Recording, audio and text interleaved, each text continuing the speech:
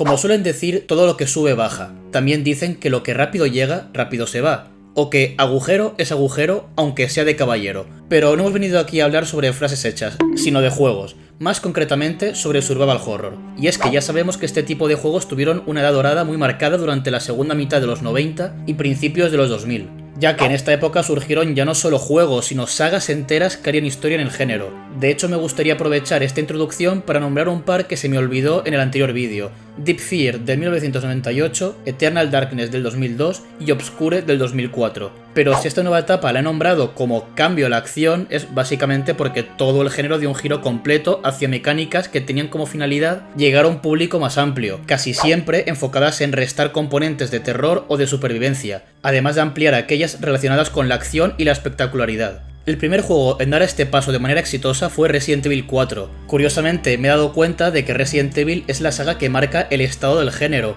ya que la Edad Dorada empezó con la primera entrega, el cambio a la acción con Resident Evil 4 y la última fase, sin hacer mucho spoiler, empezará con Resident Evil 7, pero esto ya para otro vídeo. Pero bueno, supongo que estamos todos de acuerdo con que esta fase se llame cambio a la acción, ¿no? Sea así o no, os invito a continuar con el vídeo. Empezamos.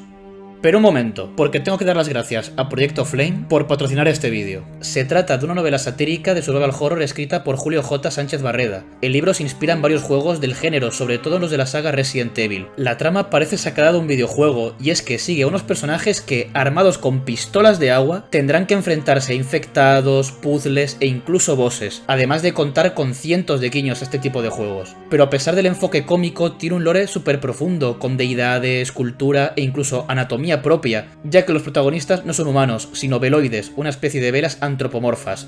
A mí no me preguntéis. Pero bueno, no quiero hacer más spoilers. Eso sí, os recomiendo que leáis el libro y me contéis qué easter eggs habéis podido reconocer. Así que muchas gracias nuevamente a Proyecto Flame y recordad que tenéis el link del libro en la descripción del vídeo. Ahora sí que sí, empezamos. Como hemos dicho en la introducción, Resident Evil es la saga que marca las épocas dentro del género, pero es que además es la saga que lo define según el paso del tiempo. Es decir, para ver qué se considera survival horror durante estos años, hay que ver en qué grado se parecen a los de la saga de Capcom. Ya sé que algunos me diréis: Chechu, pedazo de calvo, eso lo dices porque eres un fanboy, pero yo os diré que os equivocáis. Al final. Después de todo, fue Resident Evil el juego que puso de moda ese término, así que, ¿por qué no todo el género? Todo esto lo digo porque en el 2005 Capcom estrenaría uno de los juegos con el desarrollo más complicado de la historia, pero que a pesar de todo arrasaría con todo, siendo un éxito de ventas y de crítica, llegando incluso a ganar el premio a Juego del Año en aquella edición de los VGA. Como no, estoy hablando de Resident Evil 4, juego del cual ya hay vídeo en el canal. La cosa con esta entrega es que salió en una época donde todo el mundo copiaba Resident Evil o a Silent Hill, así que los primeros en proponer una experiencia más enfocada a la acción fue la propia Capcom. Y es que, a pesar de todo, el género del survival horror seguía sin ser del todo mainstream. Es decir, algunos juegos cosechaban buenas ventas, pero no lo suficiente como para estar entre los tops. Y esto porque a mucha gente le echaba para atrás la dificultad, la falta de acción o la movilidad de algunos juegos. Con la cuarta entrega de la saga de Capcom, un nuevo tipo de jugador empezó a interesarse por este tipo de juegos. Resident Evil había abierto su saga a más jugadores gracias al cambio de cámara y las nuevas mecánicas más enfocadas a la acción. Por eso, a partir de aquí, lo que vendría son muchos títulos con mecánicas directamente inspiradas en Resident Evil 4, como la cámara al hombro, escenarios más lineales o más enfoque en la acción. Aún así, este giro drástico hizo que algunos estudios independientes intentaran mantener la esencia. Juegos como Penumbra, Amnesia o Slenderman fueron auténticos bombazos que literalmente hicieron explotar a YouTube durante muchos años, pero no nos adelantemos. Ya que en el 2005 sacaron dos juegos nada inspirados en Resident Evil 4, básicamente porque no les dieron tiempo, y que curiosamente proponían cosas distintas al resto de juegos del género. Uno fue Condemned, o como se diga, y el otro Fear, ambos en primera persona, pero estando el primero más enfocado en el combate cuerpo a cuerpo y en el terror, y el otro siendo un shooter mucho más enfocado en la acción. Lo cierto es que ambos tuvieron críticas bastante buenas, sobre todo Fear, y ambos también tuvieron secuela, pero como veréis, estos dos juegos serían una rara avis para lo que viene a continuación. Para hablar del siguiente juego nos tenemos que ir al 2008, 3 años más tarde, y aquí ya se empezó a ver las primeras inspiraciones a Resident Evil 4. Y es que hasta Fatal Frame empezó a mostrar elementos de la saga de Capcom, pero no. Quiero inaugurar este vídeo con el juego que yo creo que fue el que mejor pilló a Resident Evil 4, y que fue un gran survival horror sin excederse en la acción, Dead Space.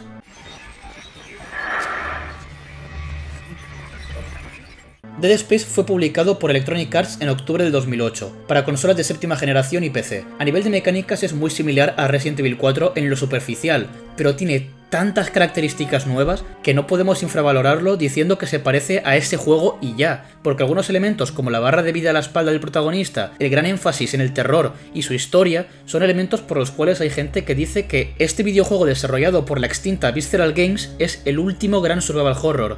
Para que veáis lo diferente que fue del resto de juegos, la ambientación cambia completamente. Ahora seríamos Isaac Clarke, un ingeniero con poca o casi nula experiencia en combate, que viaja a la nave USG Ishimura para repararla tras recibir una transmisión de su novia Nicole. Dentro de la nave se daría cuenta de que esta está infestada por necromorfos, un nuevo tipo de monstruo que solo pueden ser derrotados tras amputarle los miembros. En serio, qué salvajada.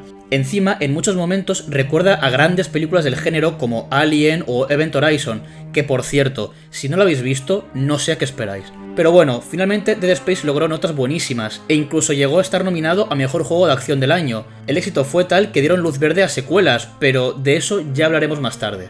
Porque, como no, también habrían secuelas de las sagas más importantes por esta época, pero por desgracia estas fueron casi todas mal recibidas, llegando incluso a suponer un problema para la continuidad de la serie. Porque esto fue lo que le pasó a Alone in the Dark. Después de 7 años del The New Nightmare, Atari intentó devolver a la saga a su punto más alto, pero solo consiguió malas críticas y casi hacerla desaparecer. Y digo esto porque ahora sabemos que este octubre sale el reboot de la saga, pero si a mí me preguntas hace 2 años, te hubiera dicho que está muerta. Konami publicó durante esta época también 3 entregas de Silent Hill no muy fuertes en ventas y con una recepción bastante moderada. Origins en el 2007 con notas medio buenas, muy en la línea del último juego que había sido el 4, Homecoming en el 2008, que tiene el honor de ser el título de la saga con peor nota, felicidades, y el Shattered Memories en el 2009, siendo un juego con una premisa que al menos a mí me parece bastante interesante, pero teniendo un recibimiento similar al de Origins.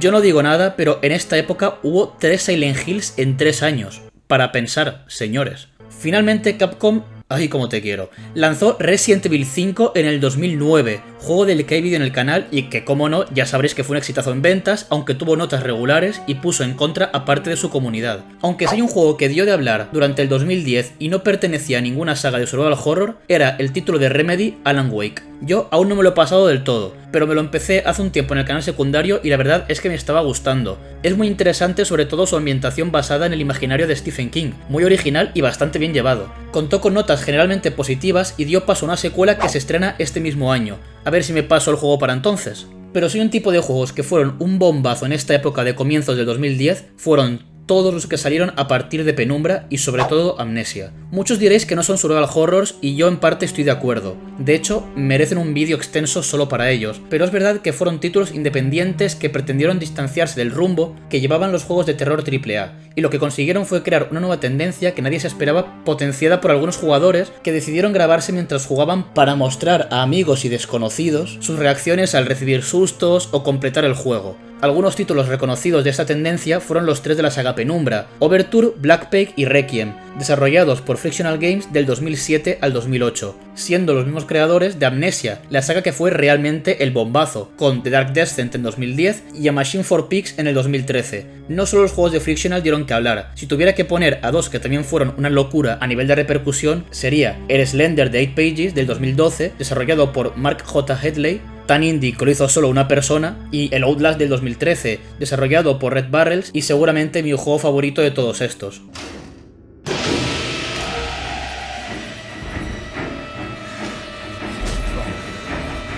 Muchos de los juegos nombrados anteriormente contaron con secuelas. Dead Space sacaría la segunda parte en el 2011 y la infame tercera parte en el 2013. Ya luego habría un remake en el 2023, pero eso ya para otro vídeo. Frictional, los creadores de Amnesia, darían un salto de calidad publicando Soma en el 2015, un juego brutal. Silent Hill sacaría su último juego completo hasta la fecha, siendo este el Downpour, quien también tiene el honor de ser el peor valorado junto al Homecoming. Resident Evil, por otro lado, decidió irse por el camino de las drogas, sacando solo en 2012 3 juegos diferentes: Revelations, Operation Raccoon City y la sexta entrega. De los 2 primeros ya he vídeo en el canal, del tercero solo diré una cosa.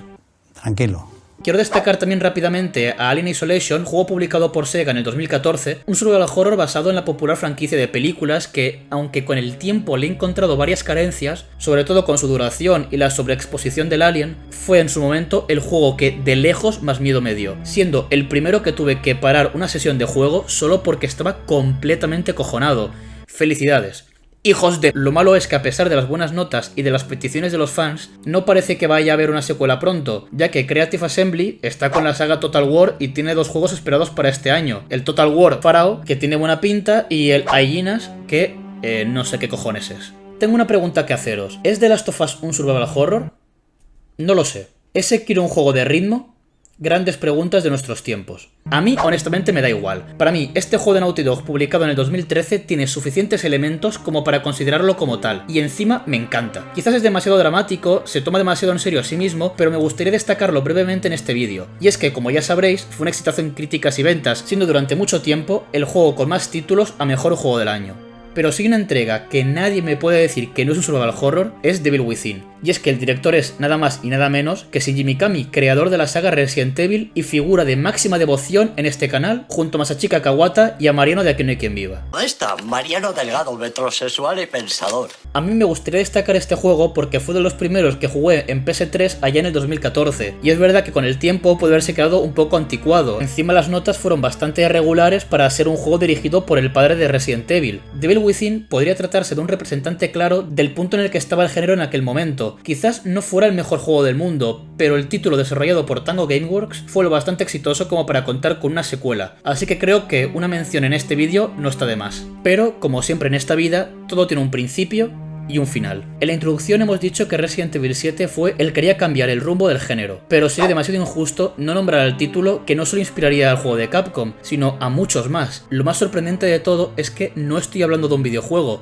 sino de una demo. Como no, me refiero a Silent Hills PT, la demo jugable del cancelado Silent Hills que Konami estaba produciendo en aquella época, desarrollado por Kojima Productions. En el 2015 el juego sería cancelado y la demo eliminada de las tiendas, pero el éxito fue tal que otros juegos no tardaron en salir para ser reconocidos como el siguiente PT. Hablo de Allison Road en el 2016, Layers of Fear también del mismo año y Visage en el 2018, siendo este quizás el que más me gustó de todos. Pero entre todos los juegos inspirados en PT, Resident Evil 7 fue el que hizo evolucionar al género. Esta entrega no solo cambió la cámara de tercera a primera persona, es que además aprovecharon para intentar enfocarse más en el terror como nunca lo habían hecho. También decidieron volver a mecánicas clásicas como la resolución de puzzles, inventario limitado o escenarios que permiten la exploración. Resident Evil 7 fue el primer AAA en mucho tiempo que decidió desprenderse un poco de la acción. Fue un movimiento a priori bastante arriesgado y mucho más teniendo en cuenta lo que estaba vendiendo la saga en aquel entonces. Pero como ya sabéis, por lo general fue bastante bien recibido y fue el primer paso para que la saga volviera a estar en la cima, no solo del género, sino del mundillo de los videojuegos en general. A partir del 7, cada lanzamiento de un Resident Evil es todo un evento. La saga está más viva que nunca y por ende el género también. Por eso no es de extrañar que a partir de aquí muchas otras empresas hayan decidido seguir los mismos pasos, llegando incluso a resucitar sagas que parecían estar muertas. Por otro lado, en la escena indie también empezó a surgir una tendencia de desarrollar juegos muy parecidos en estilo, mecánicas y esencia a los títulos de survival horror de la Edad Dorada. Esta es la época actual. Por una parte, remakes, reboots y secuelas espirituales de juegos y sagas clásicas, y por otra parte, estudios independientes sacando títulos completamente inspirados en survival horrors clásicos, pero esta etapa será la protagonista del siguiente vídeo de Historia del género, Survival Horror. Have you ever talked to a doctor about your condition? This is madness! Are you crazy?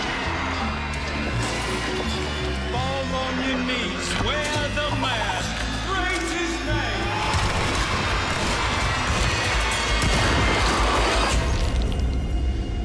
Welcome to the madhouse, Detective.